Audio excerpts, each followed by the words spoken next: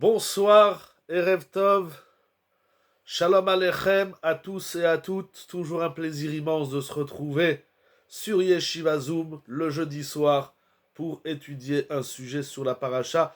Et je commence avant tout par les remerciements à mon cher ami Rabbi Yonatan et son épouse pour votre dévouement, tout ce que vous faites, votre investissement pour que ce shiur puisse continuer Bezrat Hashem dans les meilleures conditions. Et si seulement nous comprenions qu'étudier la Torah et diffuser la Torah, c'est la plus grande des brachot, c'est la plus grande des ségoulottes. Et alors, sans plus tarder, nous allons rentrer dans le vif du sujet de la paracha. Moraï et Rabotai, j'espère que vous allez bien. Je vous souhaite une excellente soirée sur les ondes de Yeshiva Zoom. C'est toujours un plaisir de se retrouver avec vous. Il y a une Gemara que je voudrais étudier avec vous, que tout le monde connaît. Une Gemara que j'ai moi-même eu l'occasion de partager avec vous, que j'ai cité plusieurs fois ces dernières semaines. Un texte du Talmud d'une extrême profondeur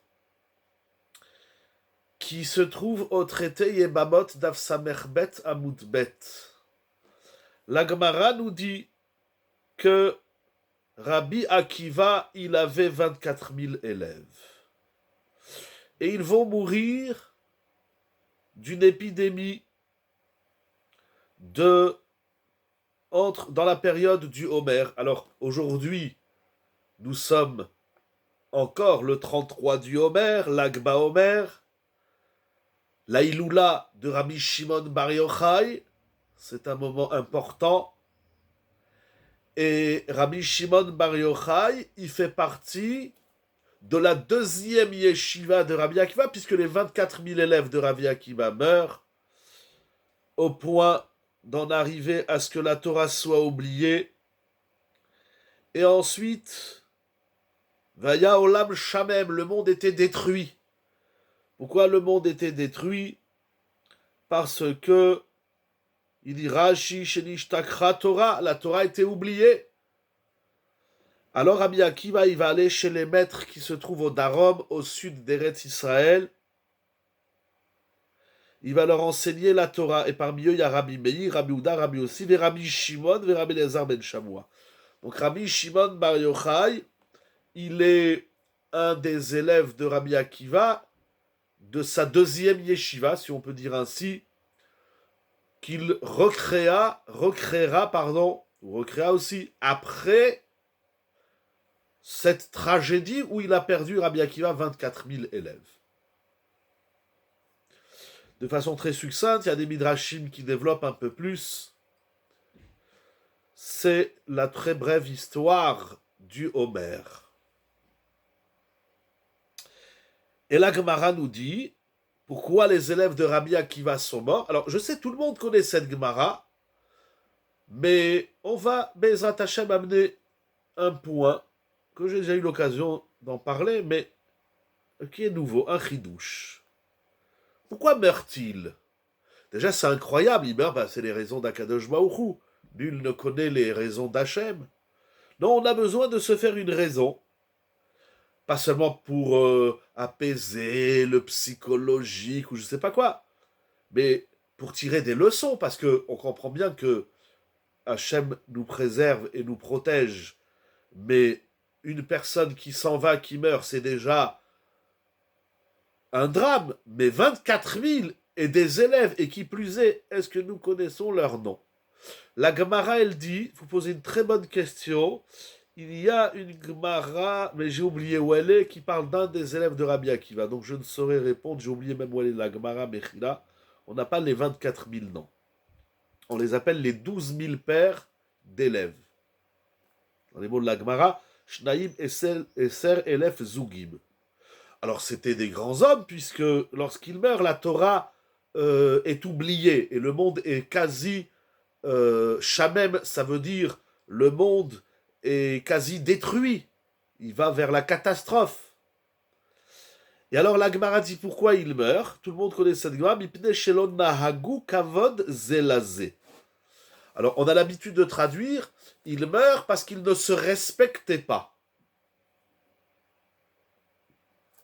Mais si on voit bien, donc, la notion du kavod, on en a parlé ces dernières semaines, mais si on constate bien, la Gemara ne dit pas mipne shelo kibdu ze et ze, mais elle dit mipne shelo nahagu kavod ze la ze. La Gemara elle dit, nous on traduit, ils se respectaient pas, mais c'est pas ça qui est écrit dans la Gemara. C'est pas écrit shelo kivdu ze et ze. La Gemara dit shelo nahagu kavod ze la ze. Ils ne se sont pas comportés d'un comportement, littéralement, l'onahagu kavod zelazé. Ils ne se sont pas comportés avec respect. Qu'est-ce que ça veut dire? Quelle est la différence? Pourquoi l'Agma, elle dit pas, ils se sont pas respectés? Ouais, ils se sont pas respectés. Non, elle dit, ils se sont pas comportés avec respect. C'est quoi le kavod et c'est quoi le nahagu kavod? C'est quoi le minhag, l'us, le... Bon, on peut dire peut-être qu'il y a des normes dans le kavod qui n'ont pas respecté. Faire du kavod un minag, voilà. C'est ça, ça doit rentrer dans les mœurs. Mais bon, ça revient au même, disons qu'ils ne se respectaient pas. Ça veut dire quoi? Shelonagu kavod zelazé, ça veut dire quoi? Le comportement est un travail. Le respect aussi. On aurait pu dire shelo kibdu zedze. Ils ne se sont pas respectés. Ils ont manqué de respect. C'est quoi se comporter avec respect? Quelle est la différence entre respecter et se comporter avec respect? Alors j'ai trouvé, c'est une question que j'ai soulevée il y a déjà plusieurs années, mais j'ai trouvé dans la paracha de cette semaine une réponse de laquelle va naître un yesod fondamental dans la notion du kavod à autrui et du kavod en général. Donc ça c'est la question sur la Gemara dans Yebamot, sur l'histoire. On va laisser pour l'instant la question de côté et nous allons étudier un passage dans Behar. Au chapitre 25, Perek Rafé, la Torah nous dit la chose suivante. Un peu je lis en hébreu, un peu je dis directement la traduction. Vechi amur achicha imach. Lorsque ton frère s'écroulera, il s'écroule financièrement.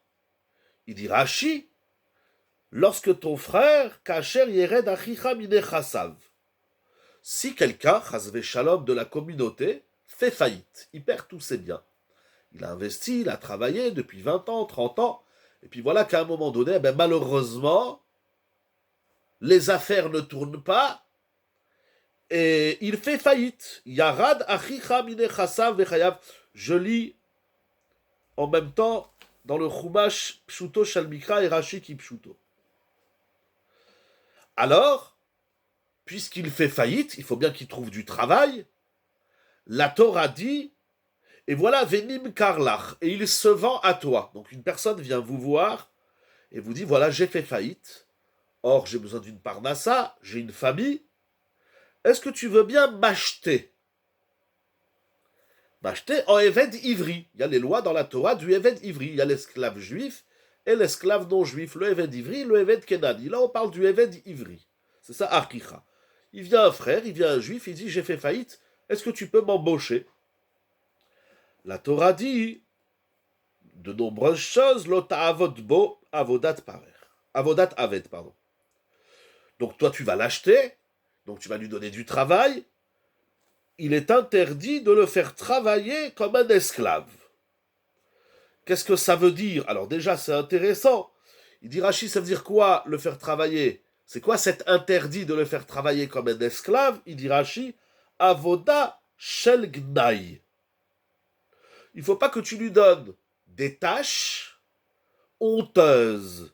Tu vas lui donner du travail, il va faire la cuisine, le ménage, la peinture, l'entretien de la maison, ou livreur, il va t'aider au bureau, magasin, tout ce que tu veux, mais tu ne dois pas lui demander des tâches, des besognes, shel gnai. C'est incroyable. Lorsqu'on emploie quelqu'un, on n'a pas le droit de lui demander de faire des choses qui sont honteuses. C'est incroyable. Pour dire c'est mon évêque, je l'ai embauché, je le paye pour ça. Si lui il est d'accord de travailler dans quelque chose de dégradant, ça le regarde. Mais si il faut de tout pour faire un monde, il y a des gens qui sont prêts à...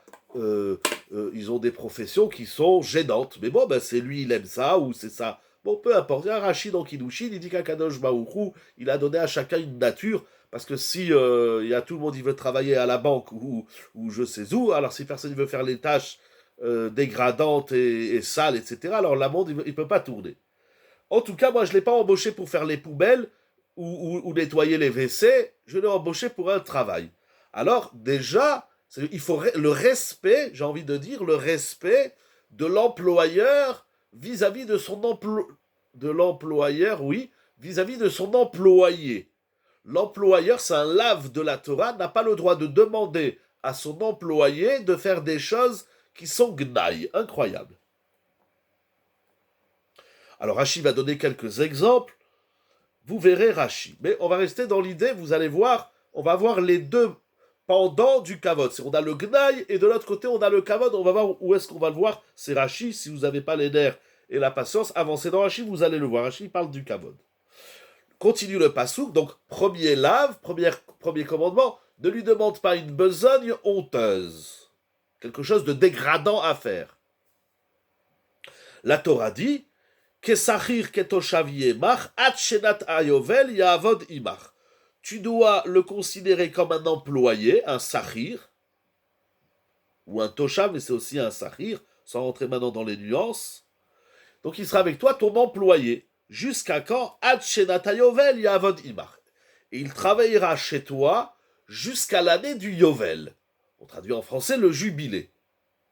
Donc je l'achète pour 6 ans, maximum jusqu'au Yovel, jusqu'à l'année du jubilé. On a les cycles de la Shemitah et du Yovel, qui est d'ailleurs tout le sujet de la paracha de Béar. Si l'année du Yovel se déroule avant les 6 ans, alors je crois que Rashi dit qu'il peut sortir Ipagamo Yovel Ifne Sheshanim à Yovel Motzio. Très bien. Donc il sort où? À la 50e année, pas 50 ans de travail, mais à la 50e année du cycle des Shmitot et des Yovlot, ou au terme de 6 ans. Bon, ça c'est, on va dire, le temps, pour combien de temps il est employé. C'est important. Très bien, il continue la Torah. Veyatsa meimach. Lorsqu'arrive le moment où il sera libéré, où il va sortir, il a fini son contrat, alors il te quittera, lui, ou Banav Imo, lui et ses enfants. Veshav el mishparto, ve'el achuzat avotav yashuv. Voilà, il y a d'autres psukim, c'est surtout ce 3e verset. Donc, arrivé à terme, à échéance du contrat du Eved Ivri, il sort avec ses enfants. Qu'est-ce qu'ils font là, les enfants? Rashi il explique. Il retourne chez sa famille, et il retourne à l'héritage, littéralement on traduit Achouza à l'héritage de ses ancêtres. Qu'est-ce que nous dit cette fin de Passouk? En simple, la Torah elle dit, tu as acheté un Eved Ivri, il va travailler jusqu'à telle date, mais durant la période de travail, tu ne peux pas lui demander des besognes dégradantes. Ça on a compris. Gnaï, intéressant. Deuxièmement, il retournera à échéance du contrat, il retournera dans sa famille et à l'héritage de ses ancêtres. Qu'est-ce que ça veut faire ici l'héritage? Qui c'est qui parle de terrain? Qui c'est qui parle d'héritage? La Torah, elle aurait pu dire simplement, c'est la question de Rashi, la Torah aurait pu dire simplement, il a fini, l'échéance du contrat est arrivée, eh ben il rentre chez lui, il est libéré, voilà. Qu'est-ce que ça vient faire ici? Achuzat avotav. Il dit Rashi quelque chose d'incroyable. C'est quoi Achuzat avotav? Ça veut dire El kavod avotav. Incroyable. Pardon, je cherche le Rashi ici.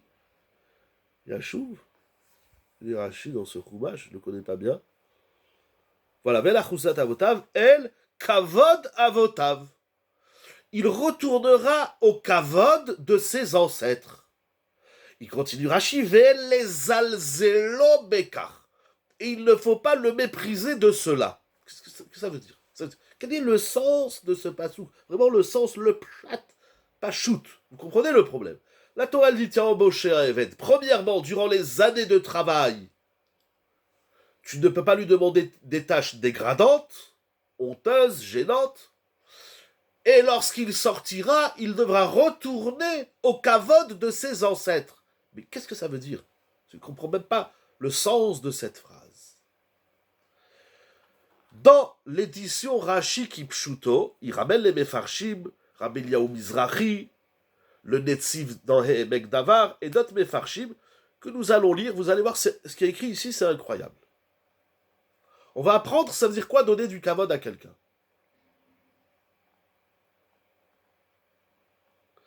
Voilà qu'est-ce qu'il vient nous dire le Passouk, d'après Rashi, commenté ici par les Mefarshim. Kegon. C'est quoi? Il retourne à la noblesse de ses ancêtres.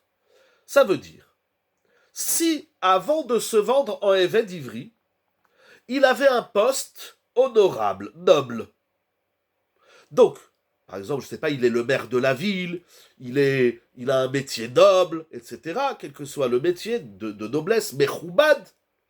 Et voilà que les affaires ne tournent pas, et donc il fait faillite, donc il va se vendre. Donc déjà, il était à un niveau social, professionnel élevé, et maintenant, par la force des choses, il a dû se vendre en évêque d'Ivry. Alors la Torah, elle dit, à échéance du contrat de travail, des années de travail, il retournera au niveau social et professionnel qu'il avait auparavant. C'est incroyable ce qui est écrit ici. Areu choser veshav le ma'amado arishon. Qu'est-ce que ça veut dire? Ve'en les alzelo bekach. Il dit Rashi, il ne faut pas le traiter avec mépris. Cela veut dire, il ne faut pas qu'on se dise, eh bien, étant donné, on aide à le remettre à sa place, exactement, tout à fait. Cette réinsertion sociale, ça doit être aussi une réinsertion professionnelle au même niveau qu'il a connu avant sa faillite. Ça veut dire quoi? Qu'il ne faut pas le mépriser de cela. Ça veut dire qu'on va lui redonner ce statut social, professionnel qu'il avait auparavant. On aurait pu se dire, malheureusement, bien évidemment, mais il y a un sentiment de dire, eh ben, puisqu'il a fait faillite, bon, on va l'aider à travailler, on va l'aider, mais de là lui redonner son poste et son kavod initial, c'est un chidouche de la Torah. On va l'aider, on va lui donner de l'argent, de la tzedaka, on va lui trouver du travail, tout ce que vous voulez. Non, la Torah, elle dit, il a connu un poste important, quel qu'il soit. Il a fait faillite, il est descendu, on va l'aider, mais à un moment donné, on va lui rétablir. Non pas seulement qu'on va l'aider à se réinsérer dans la société et dans le travail, ça demande encore plus d'efforts, tout à fait. On va l'aider à retrouver sa position initiale qu'il avait connue avant la faillite. C'est incroyable ce qui est écrit ici. Incroyable. Donc ça veut dire, il y a déjà 2 points chidouchiques dans ce pasouk. Quelqu'un, chasvé shalom, qui a fait faillite, la Torah, elle nous demande 2 choses. Premièrement, pourquoi ne pas faire ce travail au lieu de l'acheter en esclave? Pourquoi ne pas faire ce travail? Je n'ai pas bien compris la question. De le remettre à la position. D'abord, il faut l'aider. Il a fait faillite. Eh bien, il faut lui donner du travail. Alors, il va chercher, certes, dans son domaine. Vous savez, je ne vais pas raconter toutes les histoires que je connais. Moi, j'ai connu un psychiatre qui a fait 10 ans d'études. Il était à la rue parce qu'il a emprunté de l'argent pour ouvrir un cabinet. Ça ne marchait pas. Il n'a pas eu un seul patient pendant des mois. Et il fallait rembourser l'argent à la banque, il n'avait pas. Ils ont revendu le cabinet. Il était à la rue. J'ai connu un jeune homme, il y a de ça des années. Il était ingénieur informatique. Il a fait un bac plus je ne sais pas combien. Par la suite de l'histoire, il ne trouvait pas de travail, etc. Il a travaillé un peu, ça ne marchait pas. Il a fini, aujourd'hui je ne sais pas où il est, j'ai plus de contact, mais des années après, il était cuisinier dans un snack. C'est pas parce qu'on fait des études et parce qu'on a des bacs plus 5, plus 6, plus 7, etc. que ça marche obligatoirement. Et puis même si ça marche, Là, je vous parle de deux personnes, j'en connais d'autres malheureusement. J'ai connu un bijoutier qui avait une très belle bijouterie à Nice, et un jour il a fait faillite les gamrés. Il a dû faire des formations. Vous savez, à 50 ans, c'est pas évident de se... Bon, c'est pas le sujet. C'est des sujets de la société de tous les jours. Comment la Torah, elle gère ces problèmes. C'est hyper intéressant. Donc la Torah, elle nous dit, parce que lui, il va chercher du travail. Alors il était, je sais pas, avocat, médecin, commerçant, quel que soit le métier. Comment on le remet dans son statut initial? Très grande question. Mais, je ne sais pas. D'ailleurs, je ne l'ai jamais fait, je ne sais pas. C'est une mitzvah. Vous avez dit, il faut déployer des efforts énormes, etc. Mais qu'est-ce que nous allons tirer comme leçon? Il y a tellement de choses à tirer de ce Rashi, de ce pasouk dans la page. C'est tout simplement incroyable. C'est dommage, tout le monde parle de la Shemitah et du Yovel. Certes, c'est très important, mais il y a tellement de notions dans cette paracha. Cette petite paracha, elle est toute petite. Mais il y a tellement de choses. Heureusement qu'elle est petite. On a de temps en temps des petites parachiotes. C'est pas pour finir la lecture de la paracha plus vite le Shabbat, mais c'est pour qu'on ait un peu le temps d'apprécier certains sujets. Alors, rien n'est à délaisser. La Shemitah, le Yovel, c'est hyper important. Mais quand même, ça, c'est de tous les jours. C'est de tous les jours. Alors, cet homme, quelle que soit la profession qu'il avait, et le niveau social et professionnel, il fait faillite. Il va chercher du travail. Il va prendre ce qu'il trouve. On est en France. En France, il y a des aides sociales, il y a le chômage, il y a tout ce qu'il y a, Baruch Hashem. Mais c'est pas obligatoirement comme ça dans le monde entier. Et là, on est quand même en Eretz Israël, déjà dans la Torah. Mais quel que soit le pays où on est, et même s'il y a des aides, et même si on est en France, mais un bonhomme qui gagnait, je sais pas moi, 3 000, 4 000, 5 000, 6 000 euros par mois, je sais pas combien il gagnait. Puis il avait aussi un honneur, il avait un regard, tout le monde regardait d'une certaine façon. Si une personne gagnait 1 000 euros par mois, on doit faire en sorte qu'elle retrouve ses 1 000 euros. Alors attention, je vais revenir à votre question. Je finis juste ma phrase et je reviens à votre question. Très importante. Donc maintenant, cet homme, un mois, il a fait faillite. Maintenant, il va chercher du travail. Alors certes, dans un premier temps, il va chercher dans son domaine. Mais maintenant, il ne trouve pas. Ah ben, il va prendre ce qu'il trouve.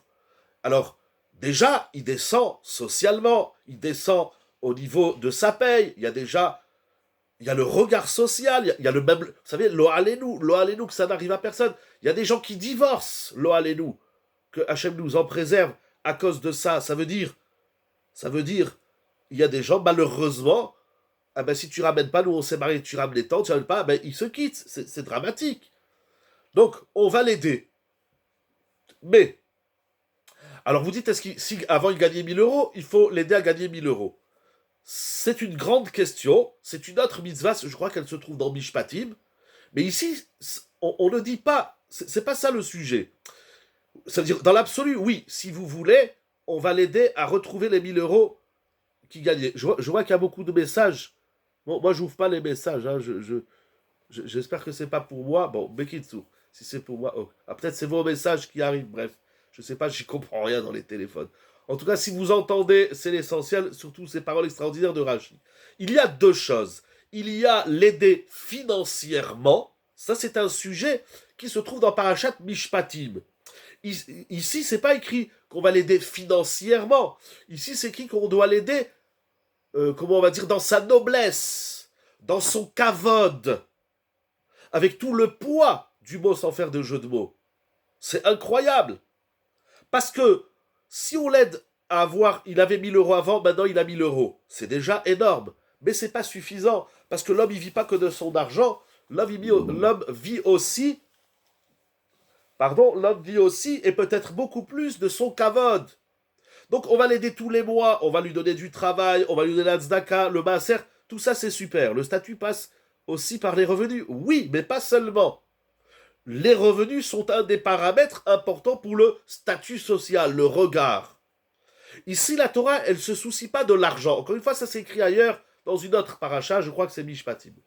Ici, la Torah, elle dit, ne l'aide pas seulement financièrement, aide-le aussi socialement, aide-le aussi dans son kavod. Cette halakha du kavod de l'employé, il se joue à deux niveaux.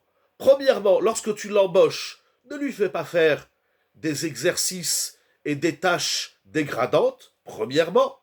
Deuxièmement, comment on peut estimer sa renommée? Très très très très grande question. On va avancer un peu, on va le voir.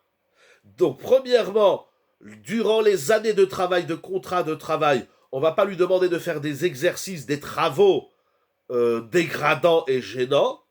Et deuxièmement, lorsqu'il a fini l'échéance de son contrat, on va l'aider à retrouver ce kavod. C'est incroyable. Ça veut dire qu'ici, c'est écrit, avant de voir qu'est-ce qu'on peut encore tirer de ce Rashi extraordinaire, ça veut dire qu'il faut... Le kavod, c'est pas seulement donner du kavod, qui est déjà pas une tâche facile. Je le reconnais, on m'a déjà dit que c'était très dur. Je sais, et pour moi aussi, c'est très dur. Et c'est très dur pour tout le monde. C'est facile de demander le kavod, mais c'est difficile d'en donner. Ici, c'est pas seulement donner du kavod, qui s'appelle du kavod de tous les jours, derech eretz, premier niveau, bonjour, au revoir, je te tiens la porte, je t'aide. Ça, c'est du kavod qu'on fait à tout le monde. Le kavod, il doit être adapté à la personne en fonction de son statut social et professionnel. Il y a le kavod des parents, le kavod des rabbanim. C'est pas de ça du tout qu'on parle ici, ça c'est d'autres parachiotes. Mais ça veut dire quand même que dans la période de ce contrat, il y a moins de kavod. Oui, mais ça, c'est pas de notre faute. Je vais tout faire pour l'aider durant ces années. Alors, ces années de travail, peut-être même qu'il n'est pas habitué, il va faire des exercices auxquels c'est dégradant. Mais ça, c'est pas de ma faute. C'est ça, Akadosh Baruch pour X et 1000 raisons, il a mis dans cette situation. Donc déjà, je l'embauche, etc. Mais je dois, lorsqu'il finit le contrat, c'est pas bon merci, au revoir, voilà, Shalom à Israël. Qu'est-ce qu'il faut faire? Je ne sais pas, en plus Rashi ne dit pas, alors on va avancer un peu. Mais il y a quelque chose en filigrane dans ce Rashi d'énorme. Parce que la Torah, elle parle à un employeur. Elle lui dit, lorsque tu emploies, je suis responsable de ça. Non, pas du tout. Oui ou non, ça veut dire Chazé Shalom. Ça peut être des fois, malheureusement, mais ici la Torah ne parle pas de ça. Je ne suis pas responsable de sa chute. Je ne suis pas responsable de sa faillite. Mais il vient me voir, il me dit, écoute, tu n'as pas du travail pour moi. Je dis, comment toi tu demandes du travail? Mais tu roulais dans une belle voiture, tu as une belle villa, tu avais une belle situation. Il dit, j'ai fait faillite, aide-moi. Oh, alors c'est ça, Vechiyamour, Achicha. Lorsque ton frère s'écroule, lorsque ton frère, il s'écroule financièrement, il fait faillite, et il appelle au secours, alors on l'aide. C'est déjà pas évident, il y a des gens qui s'écroulent et qui ne demandent pas de l'aide. Mais bon, c'est encore une autre. Non, sans être responsable de sa chute. Alors ça, c'est très intéressant. Mais je suis... Oh, voilà. Je ne suis pas responsable de la chute et de... On doit prendre comme référent du Kavod le summum de la situation initiale, exactement. Ah, alors la Torah, donc je ne suis pas responsable de sa chute, mais la Torah elle dit, regarde, l'autre, il est tombé, tu vas l'aider à se relever. C'est quoi se relever? Se relever à hauteur du Kavod social et professionnel qu'il avait avant. C'est tout simplement incroyable ce qui est écrit ici. On pourrait s'arrêter là, le chiot, c'est dommage, il y a encore beaucoup de chidushim, mais déjà ça, c'est énorme. Et je ne sais pas comment on fait. Mais je vois d'ici quelque chose d'important. C'est que, avant d'employer, la Torah, elle parle à l'employeur. Avant même d'employer son employé, il doit déjà se soucier non seulement de l'aider et de ne pas le dégrader durant toutes ces années de contrat d'emploi, mais la Torah, elle dit, quand il sort de chez toi, Veyatsa Meimach, alors lorsqu'il sortira, il faudra que tu l'aides, par quelle manière, je ne sais pas encore, que tu l'aides à retrouver son statut social et professionnel. Son statut financier, c'est une autre paracha. Ici, on parle du kavod. En simple, c'est les mots de Rashi, on va avancer un peu. C'est les mots de Rashi, c'est-à-dire quoi? Ve'elachuzat avotav, c'est-à-dire el, kavod avotav, ve'el, les alzelo, bekar. On ne doit pas lui dire, ah, tu as fait faillite, bon, allez, on va te donner un petit boulot à droite, à gauche. Non, c'est tout simplement. Alors, un employeur qui a moins de kavod que lui initialement ne pourrait pas l'employer. Non, Khazak, c'est non seulement, mais moi, Khazak ou Baruch, moi l'employeur, j'avais pas autant de kavod que lui avant qu'il fasse faillite, il était au-dessus. J'étais, moi, un rang social inférieur. Et lui, il est un rang social supérieur. Maintenant, il fait faillite, bzzz, il descend. Donc maintenant, il est inférieur, donc je vais l'aider à remonter, pas au même niveau que moi. Je dois l'aider à remonter là où il était avant qu'il soit là où il est. C'est tout simplement incroyable. Mais c'est-à-dire qu'il y a déjà ce souci, qu'est-ce que je vais devoir faire en lui donnant du travail? Non, ça suffit pas. Ça suffit pas. Sauf si j'arrive à lui trouver du travail dans le domaine dans sa profession qu'il avait initialement. Je sais même pas comment on fait. Je sais pas comment on fait cette mitzvah à Nilo Yodéa. C'est incroyable. Mais cependant, je vois d'ici que le kavod, ce n'est pas qu'une question de respect, de fais attention comment tu parles à l'autre, etc. La notion du kavod, c'est aider l'autre à se retrouver là où il était avant d'être là où il est aujourd'hui. C'est incroyable.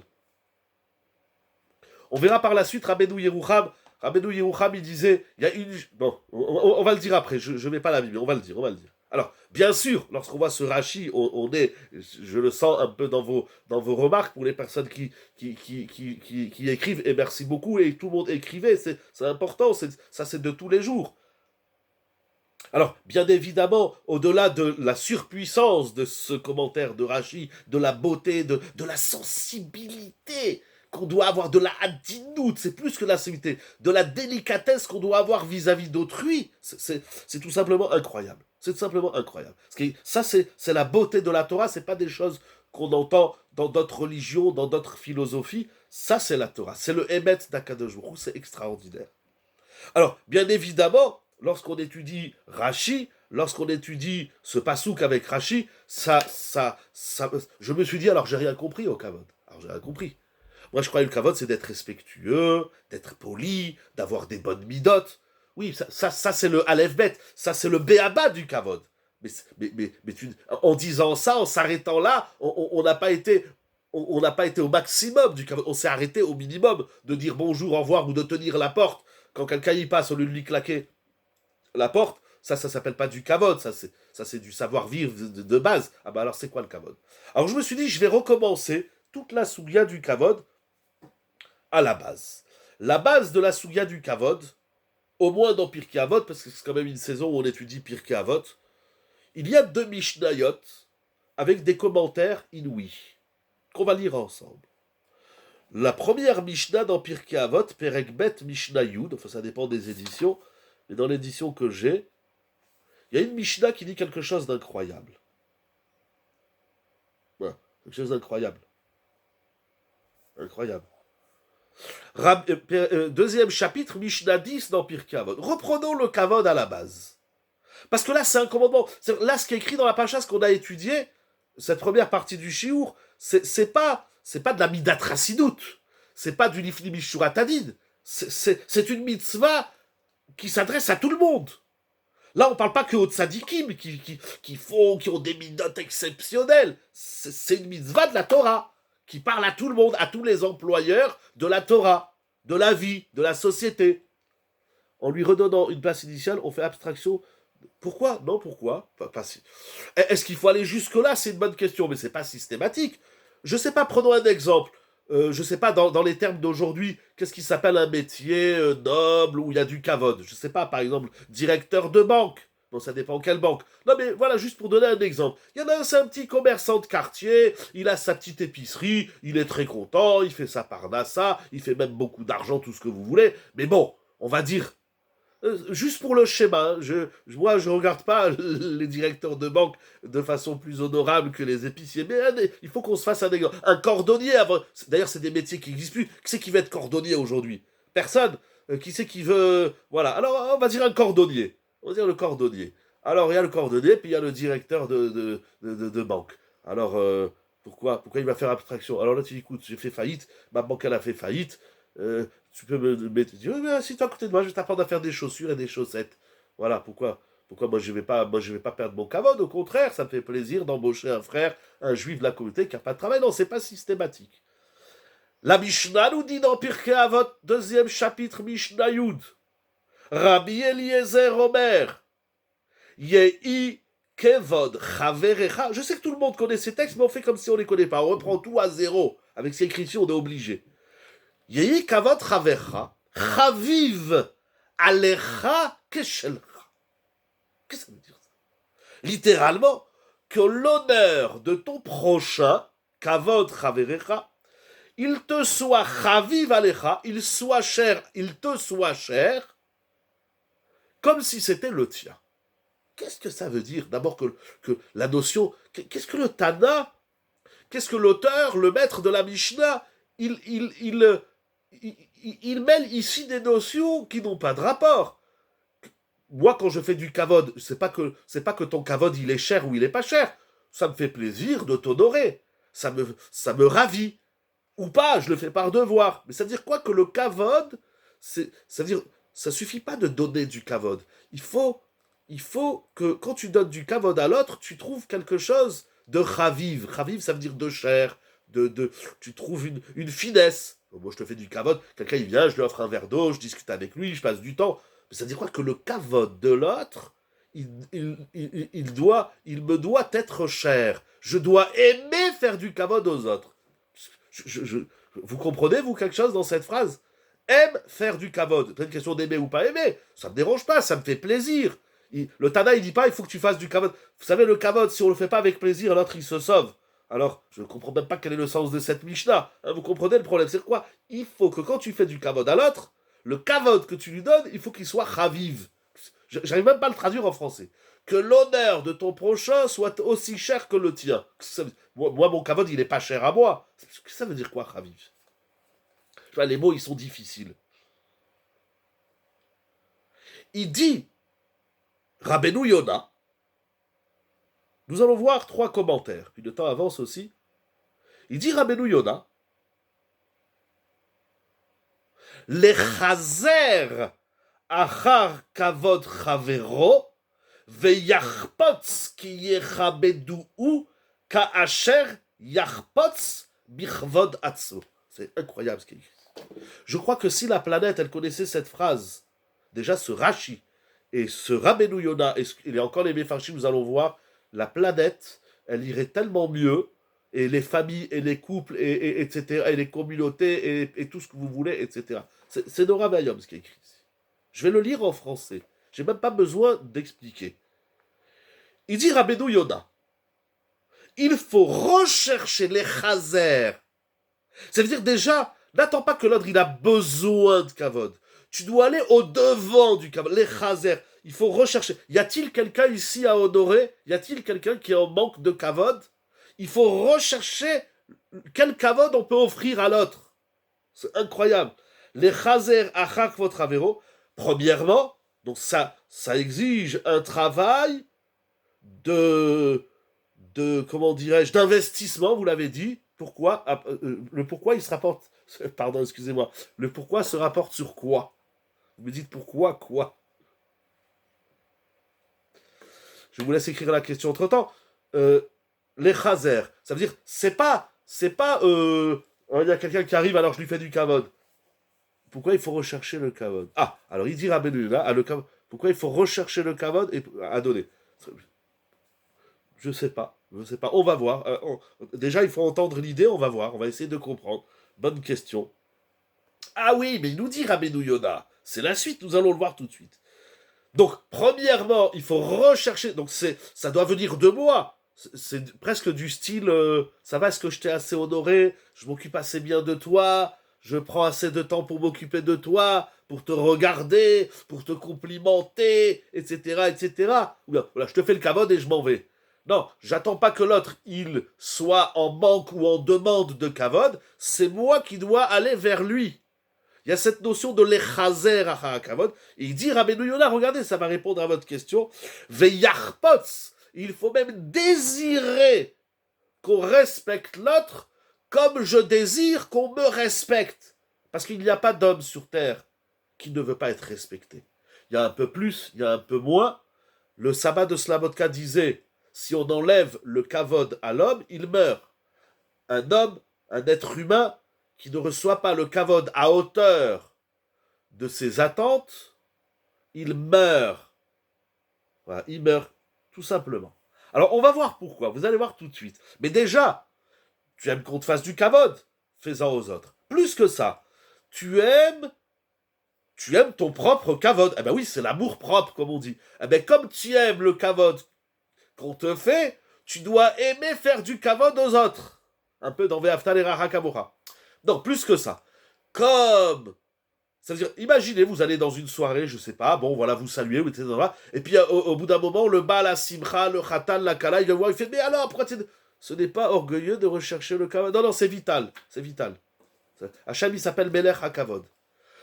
Ce qui est orgueilleux, c'est d'aller le réclamer, mais de ressentir le besoin. Voilà, on va distinguer. De ressentir le besoin et la nécessité du kavod. Vous savez, le Rambam, il écrit, je l'ai ramené, je ne sais plus, cette semaine, la semaine dernière, le Rambam, il dit, le couple, ça tient sur le kavod.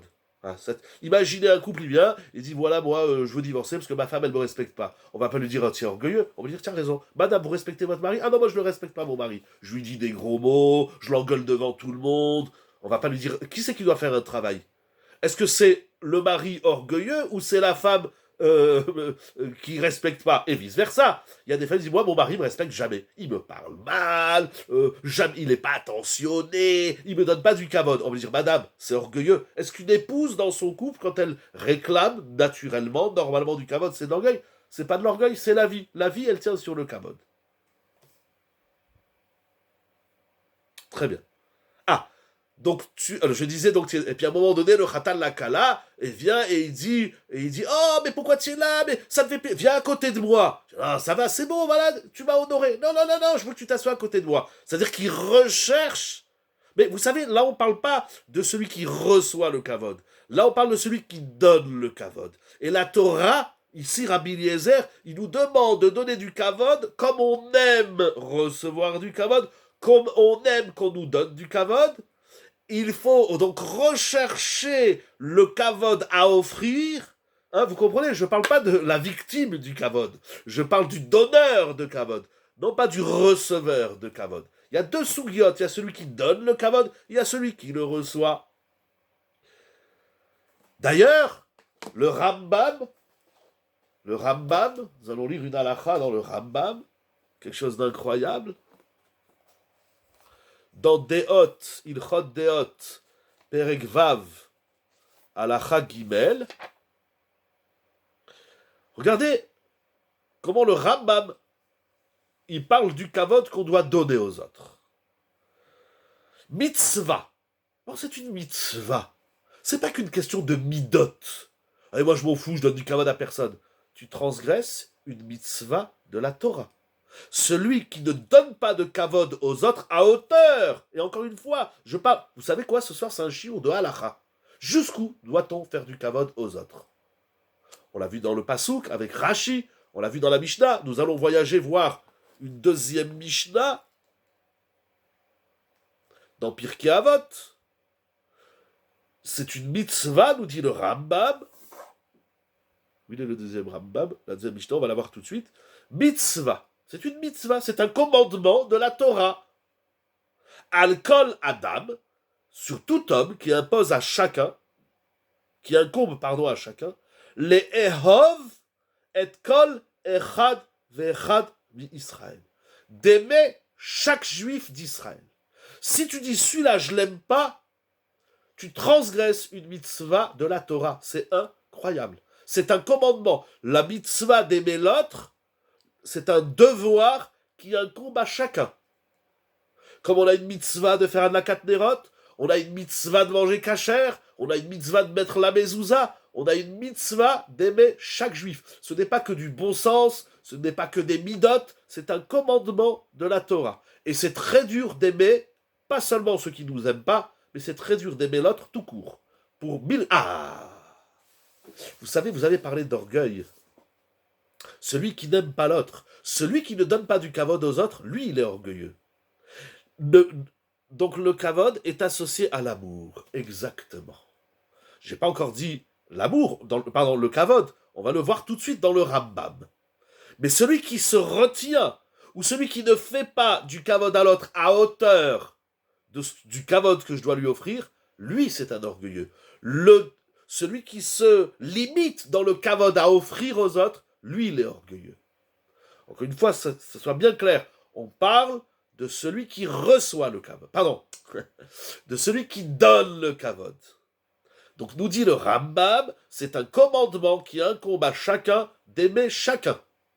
Il dit le Rambam, kegoufo. L'autre, tu dois l'aimer comme ton corps.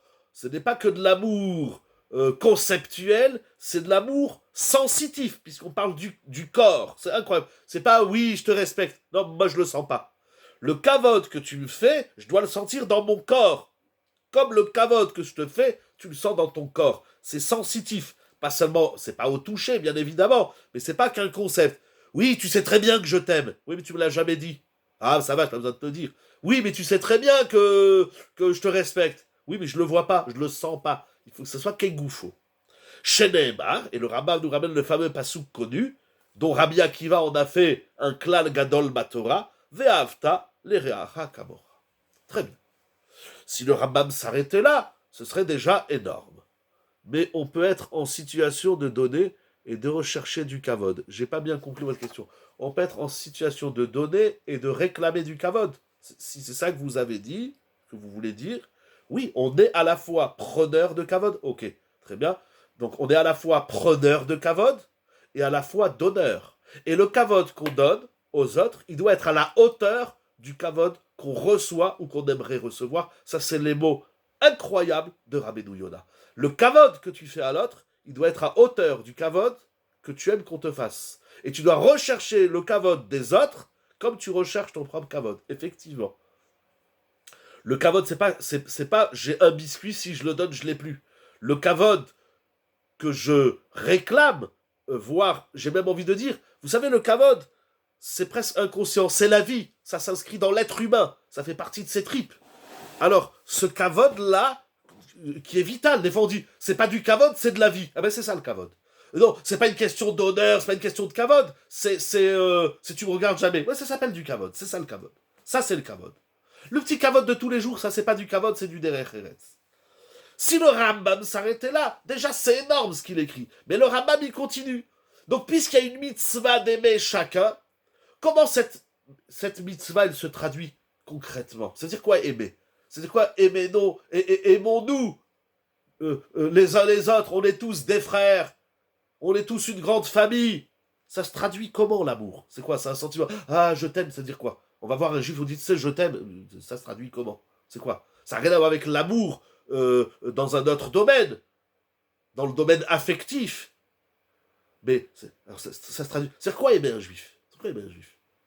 Traduction des mots. Il dit le Rambam, les fichach. C'est pour cela. Tsarich le saper bishvacho. C'est une mitzvah de raconter du bien de l'autre. C'est une mitzvah que j'ai traduit autrefois par complimenter.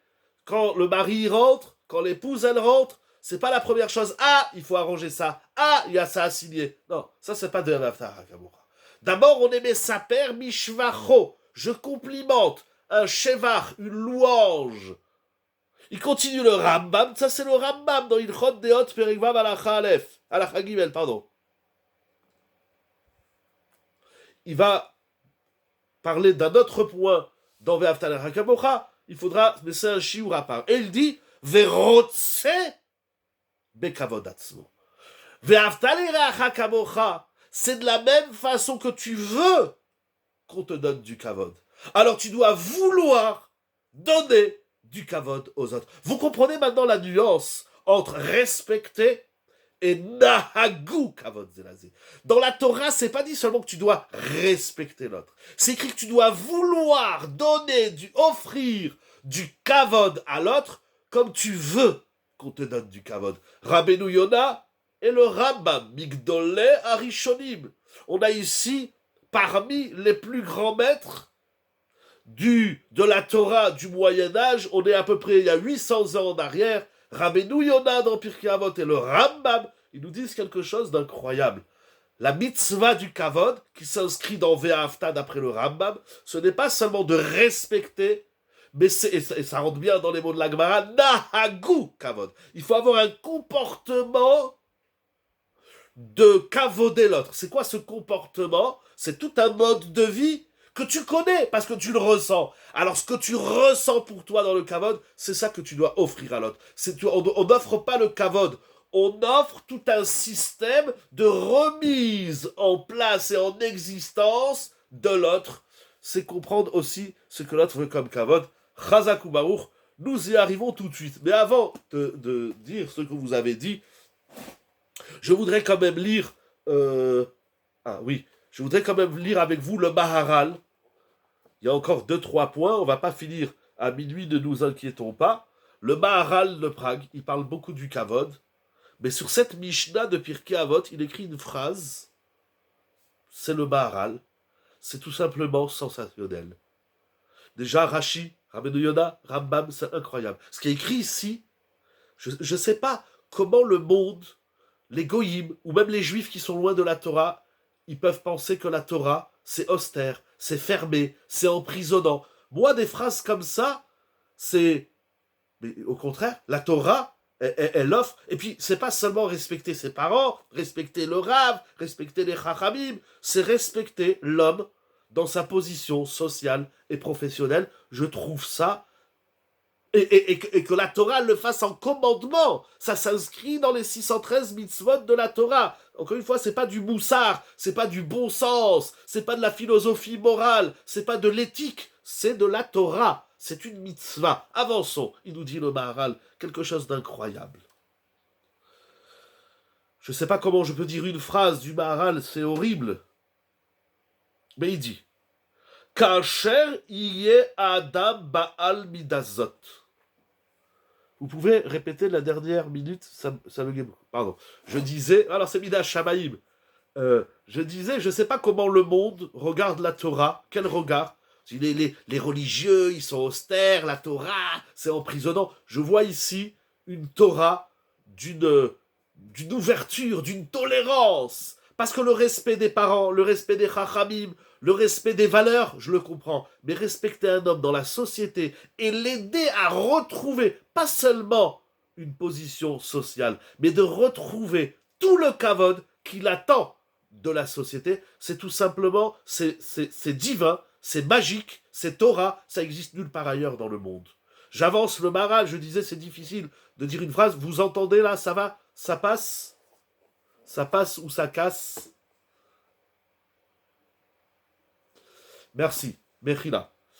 Il dit le Maharal, lorsque l'homme aura atteint et acquis cette mida, que chez Adam yé, kasher yadam bal midazot, bevadai ou shalem imabriot bechol davar. Celui qui arrive à vivre la mida du kavod, tel que nous l'avons développé jusqu'à maintenant, il dit le Maharal, et bien plus encore, bien évidemment, celui qui arrive à chérir, à aimer le kavod qu'il donne aux autres, alors c'est sans aucun doute, nous dit le Maharal de Prague à la Shalom, c'est un homme qui est shalem, qui est parfait. C'est la perfection de l'être.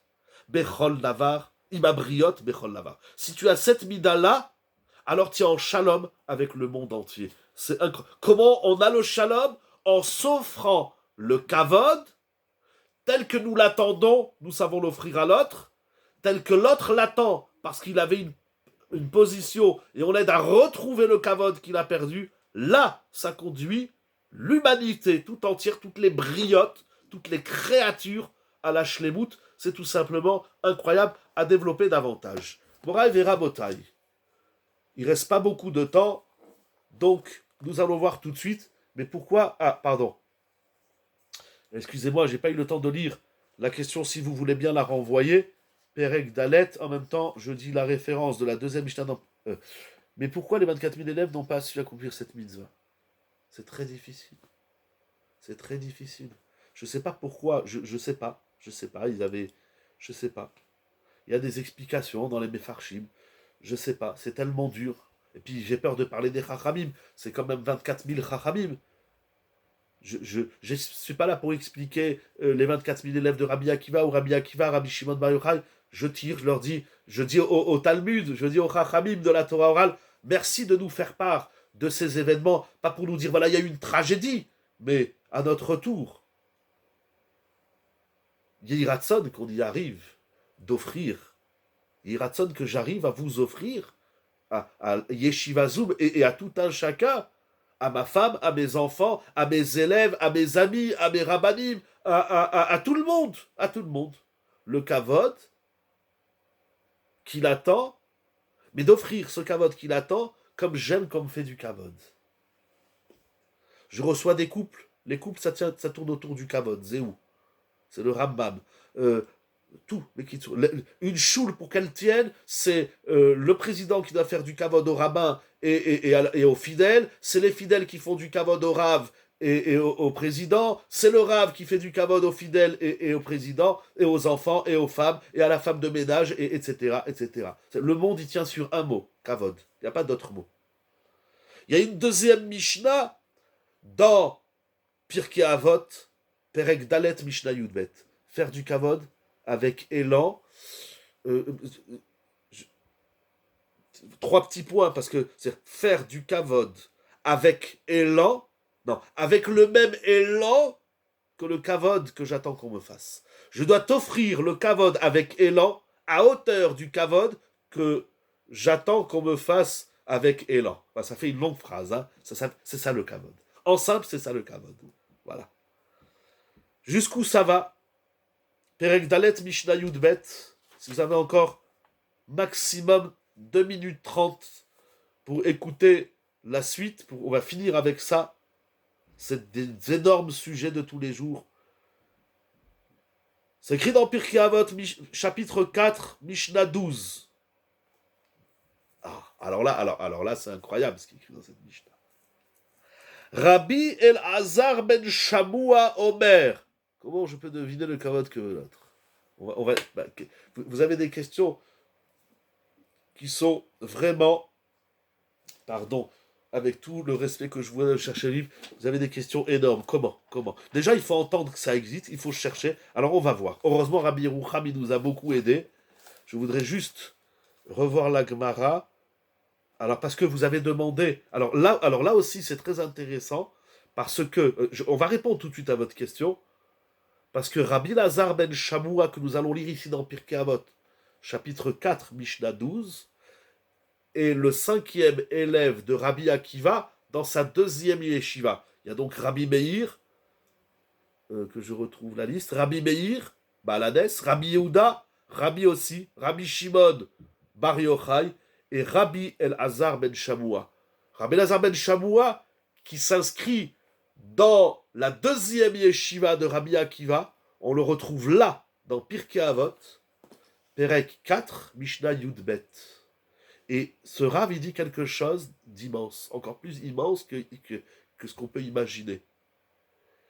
Yehi kavod talmidcha chaviv alecha keshelach. Que le kavod de ton élève, donc celui qui est inférieur, là aussi il y a le mot chaviv, comme Rabbi Eliezer dans le 2e chapitre. Si je ne me trompe pas, Rabbi Eliezer du 2e chapitre, c'est le Rav de Rabbi Akiva. C'est Rabbi Eliezer Agadol, Rabbi Eliezer ben Orkenos. Donc on a un enseignement de Rabbi Eliezer ben Orkenos, on a vu Rabbi Akiva dans Ve'aftaler Hakma dans le Rambam, et là on voit Rabbi Azar ben Shamoua, qui est l'élève de Rabbi Akiva.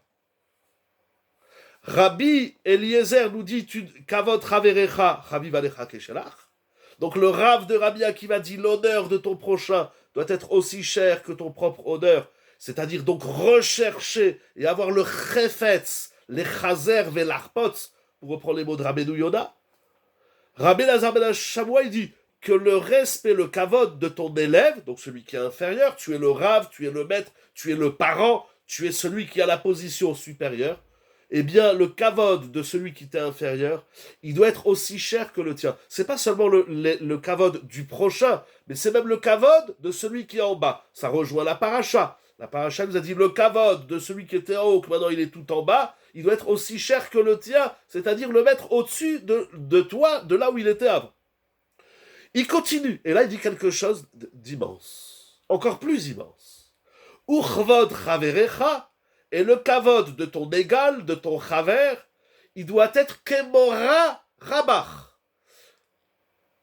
Il doit être telle la crainte de ton rave, de ton supérieur.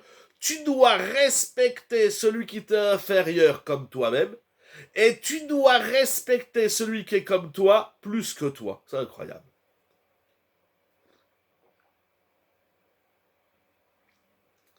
Alors, pour finir, Moraï Verabotaï, c'est incroyable. Incroyable. Alors, il y a beaucoup de choses à dire sur cette Mishnah, mais je vous ai promis 2 minutes 30. Les 2 minutes 30 prennent effet tout de suite. Rabbeinu Yerucham Leibovitch, le Mashgiach de Radin, le Mashgiach de Mir, il écrit quelque chose d'incroyable. Je suis dans Da'at Torah, dans son Sefer Da'at Torah, Chelek Bet, c'est-à-dire sur Shemot, page Kouf Nun Bet, c'est intéressant de lire tout le Mahalach, parce que d'ailleurs cette Mishnah, Mikan Amrou Yei Kavod Al Mitra Chaviv Alecha Keshencha, vous verrez dans quel contexte, là-bas c'est Moshe qui dit à Yoshua, va chercher des hommes pour faire la guerre contre Amalek. Moshe Rabbeinu, il met Yoshua au même niveau que lui-même, c'est incroyable. Sur ça, il écrit, Rabbi Yerucham, la chose suivante. Pourquoi ça doit être comme ça? Ok, je t'ai fait du kavod, mais de là, te donner du kavod plus que moi-même, c'est Rabbi Lazar ben Shamoua, qui dit tu dois respecter ton ami, ton égal, comme tu crains ton rave. Vous savez, tout ça que je vous dis, moi je lis avec vous, les Mefarshim, c'est tellement profond, c'est tellement immense, mais vraiment, si le Maharal, il dit c'est le shalom, c'est la shlemut. Mais c'est une mitzvah de répandre ça. C'est une mitzvah de le dire à tout le monde. C'est un chiyuv. Le Rambam, il a dit c'est une mitzvah. Dans la paracha de cette semaine, c'est une mitzvah de se soucier. Moi, c'est ça surtout que je vois dans la paracha. Il y a cette mitzvah de se soucier du kavod de l'autre. Il y a se soucier du besoin de l'autre, financièrement, physiquement, etc., moralement, mais il y a aussi se soucier du kavod de l'autre. C'est incroyable. C'est ouf. C'est tellement puissant, j'arrive pas à crier ce soir. C'est incroyable. Il dit Rabbeinu Yerucham. Dans la nature de l'homme, l'homme dans son teva, il tend à rabaisser l'autre en dessous de son niveau véridique. C'est dans la nature même de voir l'autre moins que ce qu'il est. C'est dans la nature de l'homme, par exemple, on a aussi dans Ilchot Lashon Hara, par exemple, le Rambam il a dit, c'est une mitzvah de dire du bien sur les autres. Mais dès que vous dites du bien de quelqu'un, il y a toujours un pour dire, oui mais bon d'accord, hein, c'est pas un si grand sadique que ça. Hein. Qu'est-ce que ça a besoin de parler? Je suis en train de dire, moi, quelqu'un il m'a rendu un service, ou j'ai vu quelqu'un qui a fait la tfila, ou je sais pas quoi. J'ai dit, tu sais, ça, vraiment, c'est incroyable, il y a des gens, ils ont des midotes. Et pourquoi tu as besoin de le réduire? C'est quoi ce besoin? Rabbi Yerucham dit c'est pas un besoin, c'est une nature. Akadosh Baruch Hu, il nous a fait comme ça. On a un handicap, lo alenu. Cet handicap, il s'appelle réduire l'autre du niveau véridique qu'il est. C'est ça dans le Teva. Dans le Teva, quand on entend du bien de quelqu'un, on doit toujours y émettre un mais. Oui, d'accord, il a fait de la tzedaka. Mais bon, c'est pas... Combien il a donné? 10 000 euros. Oh, il aurait pu donner 20 000. Pourquoi on a besoin de réduire? Encore une fois, dans le couple, parce que j'aime parler du couple. Mais pourquoi monsieur doit dire toujours à madame ce qui va pas, et madame doit dire à monsieur ce qui va pas? Mais tu sais pas dire un compliment gratuit. Il faut toujours qu'il y ait un mais dans le compliment. Ce que tu as fait, c'est super. Mais, pourquoi? Stop! Ce que tu as fait, c'est super. Voilà. C'est bien, ça me plaît. Quand ça plaît pas, je le dis ou je le dis pas. C'est encore une autre souga. Mais pourquoi il faut toujours minimiser? Il dit Rabbi Yerucham, c'est dans la nature de l'homme. Akadosh Baruch Hu nous a... On est des êtres qui minimisons la noblesse de l'autre. Et donc, c'est pour cela que la Torah nous a ordonné de respecter nos élèves comme nous-mêmes. C'est-à-dire, tu prends celui qui est en bas et tu le remontes à ton niveau pour se croire supérieur. C'est dans le Teva. Vous savez, Rabbi Yerucham dit c'est comme ça. C'est normal. Celui qui ne donne pas du kavod aux autres, il est en bonne santé. Il a un problème. Mais qu'est-ce que la Torah nous a demandé? La Torah ne veut pas qu'on vive dans le Teva, c'est un autre sujet. Là, il est tard, il faut vraiment que je termine. Mais la Torah, elle dit, donc ton élève, il dira Ben Azar Ben Shamoua, il doit être comme toi, donc il est en bas, tu vas le respecter plus. Ça veut dire, lui, il mérite un kavod jusqu'à 50. Et bien la Torah, elle dit, respecte-le jusqu'à 100. Et celui qui mérite du respect jusqu'à 100, donne-lui du respect jusqu'à 200. Et celui qui mérite du respect jusqu'à 200, tu vas lui donner jusqu'à 400. C'est toute la Mishnah. Ki yagdil et kulam, le kavod, c'est pas je te respecte comme tu as besoin. C'est pas ça le kavod. Le kavod, c'est que je te donne du kavod plus que ce que tu as besoin. C'est les mots. Yagdil et kulam od, bemalayoter gvoha mi madregatam. puisque dans la nature, l'homme, il minimise, il réduit le kavod. La Torah, elle te demande comment tu vas corriger cet handicap, non pas en restituant à l'autre le kavod qu'il avait ou qu'il mérite, c'est en lui donnant du kavod plus que ce que lui-même il a besoin. Ça, c'est encore plus fort que le Chumash. Parce que la Torah expliquée par Rashi, la paracha, elle a dit, l'autre il était en haut, il est descendu en bas, tu vas le remettre en haut.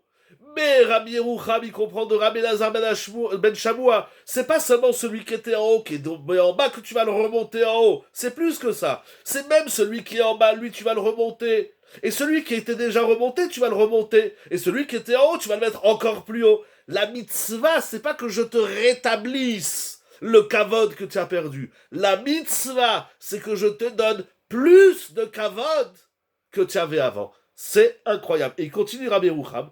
Et il dit Alvaï, shebeanagato leagdil ma'alatam yagia shelechol apachot yichabdem bemadrigatam bemet. Il nous fait une lomdish. Si tu lui donnes plus de kavod que ce qu'il a besoin, alors peut-être tu arriveras à lui donner le kavod qu'il a besoin. Il dit Rabbi Yerucham, c'est énorme ce qu'il écrit.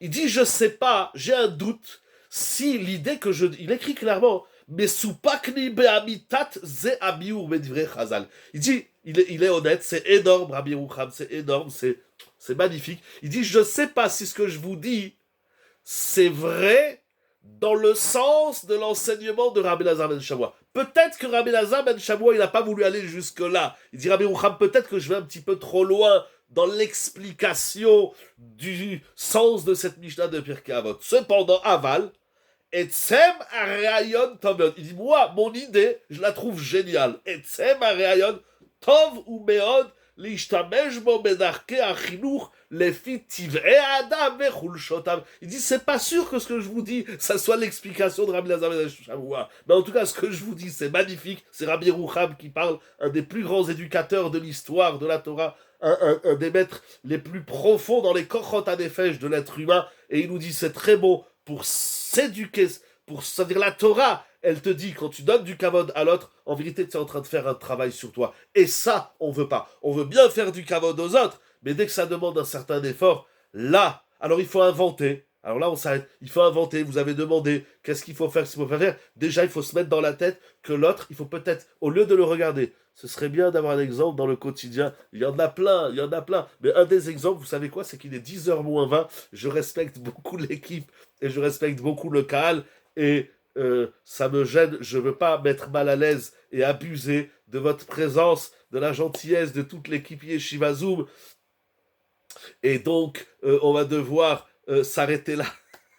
Non, il n'y a pas de problème. Ça me fait plaisir les questions, dommage que je ne peux pas répondre, mais ça veut dire, il dit Rabbi Yerucham, si tu donnes pas plus, alors tu vas donner moins. Mais le problème, c'est pas l'autre, le problème c'est toi. Ça veut dire, si moi, je t'offre pas du kavod plus que ce que tu en as besoin, alors je vais en arriver à minimiser. C'est-à-dire, il y a deux façons de voir l'autre. C'est incroyable ce qui est écrit ici, Moraï Merabotai. C'est incroyable.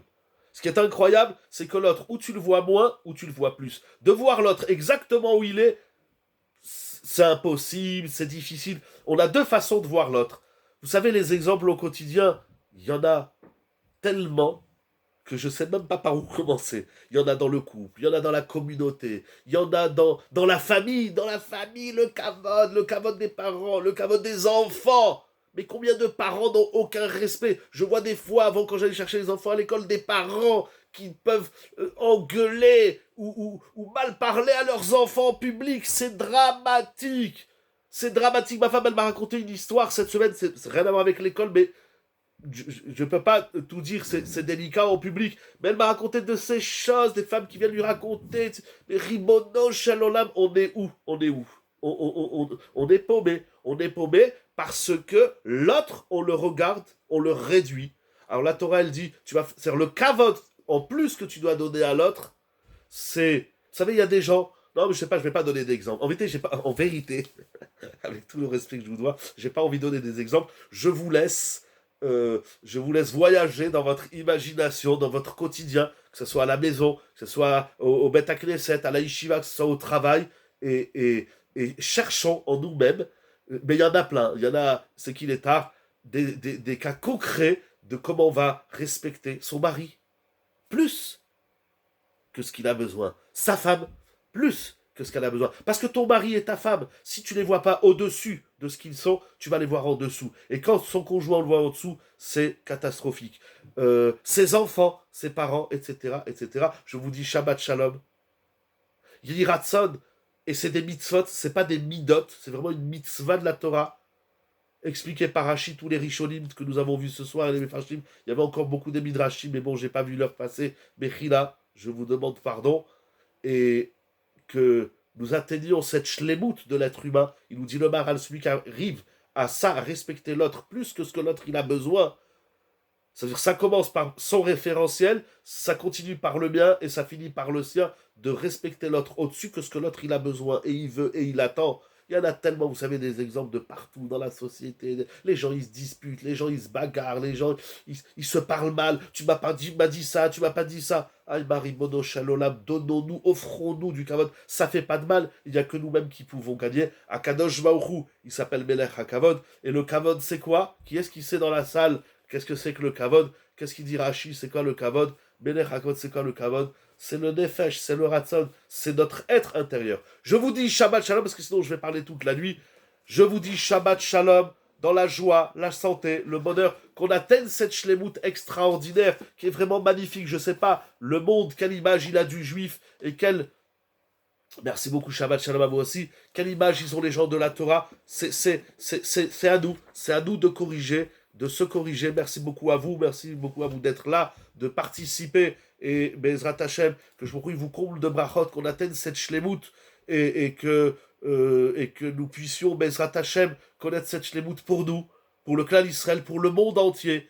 Que nous, Amen, Vechalemar, mais et que nous puissions exister pleinement afin de pouvoir faire exister les autres pleinement, qu'on arrête de se taper dessus, qu'on arrête de s'engueuler, qu'on arrête de se prendre la tête pour des ch'touillottes, et même si c'est pas des ch'touillottes, qu'on arrête de se prendre la tête tout court, qu'Akadosh Baruch Hu, il vous comble de cascades de bénédictions, qu'Akadosh Baruch Hu, il nous envoie des océans de brachot, de yeshuot, de mazalim tovim, de bonnes nouvelles, de joie, de bonheur, de mariage, d'enfants, de petits-enfants, d'arrière-petits-enfants, de parnassa, de santé pour nous, pour tout le monde, à nous, le Chol Israël. Shabbat Shalom ou Mevorach. Merci beaucoup, Rabbi Yonatan, désolé de l'heure tardive. Que des bonnes nouvelles chez tout le monde. Rabotai, n'oublions pas, le tout pour la gloire d'Akadosh Baruch Hu et surtout avec le sourire. Parce que, vous voulez un exemple du kavod, c'est sourire aux autres. Shabbat Shalom et Besorot Tovot.